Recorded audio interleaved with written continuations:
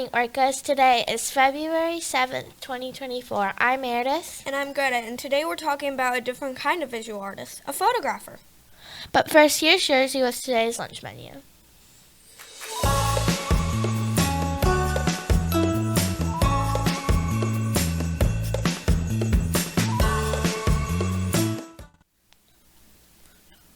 Good morning. I'm Jersey with today's lunch. Today's lunch is orange chicken, and fried rice.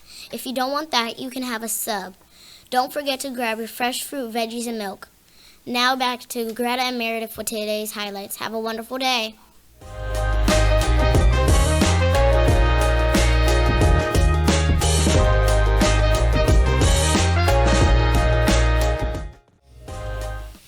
Today's Black History artist is a photographer, Lorna Simpson, a photographer still living and working in New York. She uses photography video, and collage to explore identity, which means what makes us who we are, using her own experiences as a Black woman to inspire her work. She is most well known for her powerful artworks that combine photographs with words.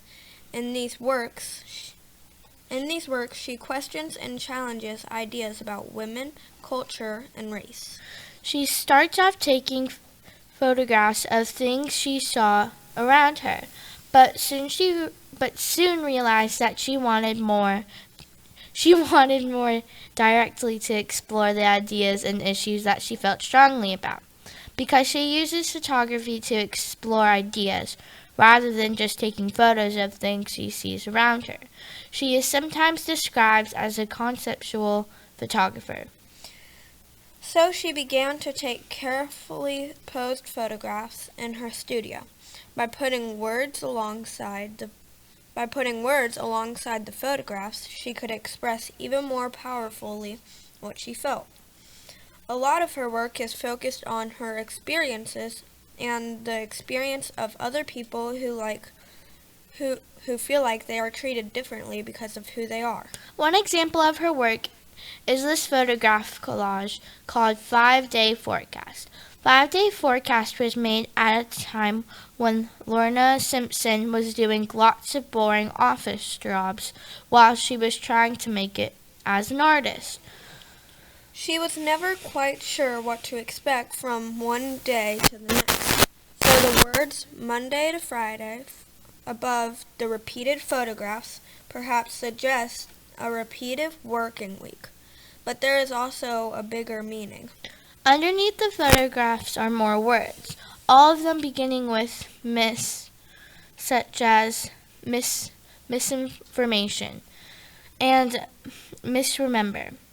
Do you know what the prefix miss means? Here's a hint. Think about the word missing. What does it mean? Can you think of these words on Lauren's picture might be saying about how she feels about her work week? There are no right or wrong answers when it comes to art.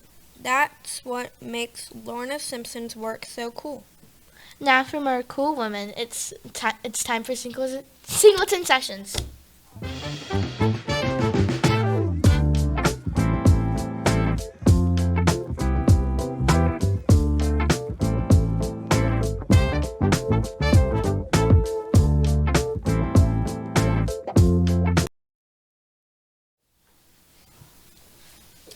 And welcome back to another session of Singleton's Sessions. And I have a guest with me. Tell us your name and whose class you're in. Naomi, I am in 3G. 3G, so she's my neighbor, and we are here to talk about the history of her beautiful hair, which are called cornrows. Look how pretty that is, y'all. I can't wait to tell y'all about this. Now, for grades 3 through 5, I want to go ahead and say you do not have an ABC question today. All right, so it's not multiple choice. You will have to listen very carefully as I read about cornrows. I'm going to bring to you a lot of information, so let's listen up. Cornrows have a long history that goes as far back as the transatlantic slave trade, but they became particularly significant among enslaved African people in the Americas for several reasons. One, cornrows were a practical and efficient way to manage textured hair. Enslaved Africans often had very limited access to grooming tools and products, so cornrows provided a low-maintenance way to keep their hair neat and manageable while working in the fields or performing domestic tasks. Two, cornrowing is actually a traditional African hairstyle that has been passed down through generations. Enslaved Africans maintained their cultural practices, including hair techniques, as a way to preserve their identity and heritage in the face of oppression. 3. For enslaved Africans, maintaining their cultural practices, including hairstyles like cornrows, served as a form of resistance against the erasure of their identity and culture by slave owners. By preserving and showcasing their traditional hairstyles, enslaved individuals asserted their humanity and autonomy. 4, which was the most interesting to me. Cornrows served as a means of communication and community building among enslaved people. Depending on the type of pattern or style that you saw cornrows in, it could convey a message, a symbol, or even a map to use as an escape route, allowing enslaved individuals to communicate and form bonds of solidarity. So overall, cornrowing hair was practical, cultural, and a symbol practice for enslaved Africans, allowing them to maintain their identity, resist oppression, and communicate within their communities despite the harsh conditions of slavery.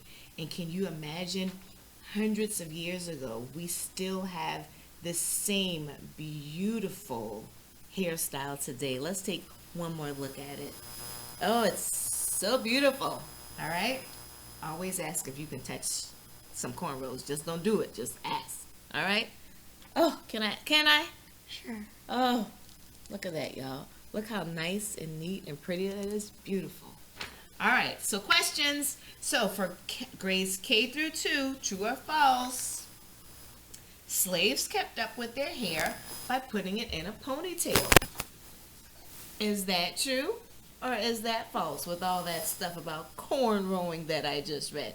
CD, that's what I meant to say, CD through 2. Did slaves keep up with their hair by putting it in a ponytail? Is that true or false? And then for grades 3 through 5, I told you it was going to be a little bit different. It's not a multiple choice. I want you to name one reason why cornrows were so important to enslaved Africans. I gave you 4 different things, plethora of information today. Again, for grades 3 through 5, name one reason why cornrows were important to enslaved Africans. Good luck, and I will see you tomorrow. Thank you for joining.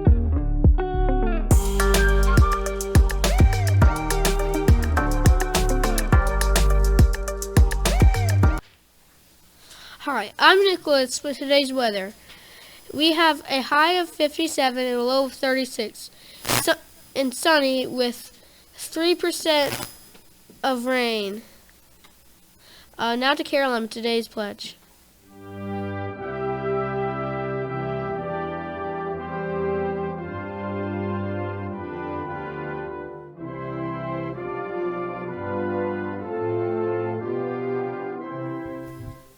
Good morning. I'm Caroline with the pledge.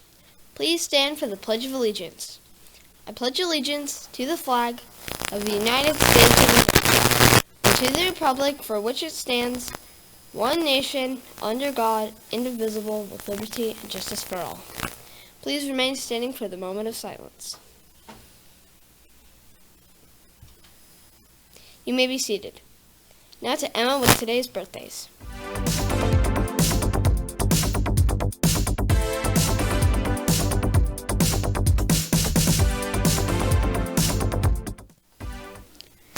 Thank you, Caroline. Good morning. I'm Emma with today's birthdays. Today's birthdays are Today's birthday is Bodie and 1J. Happy birthday! Come to the library to get your birthday pencil and go to the computer lab to get your birthday surprise.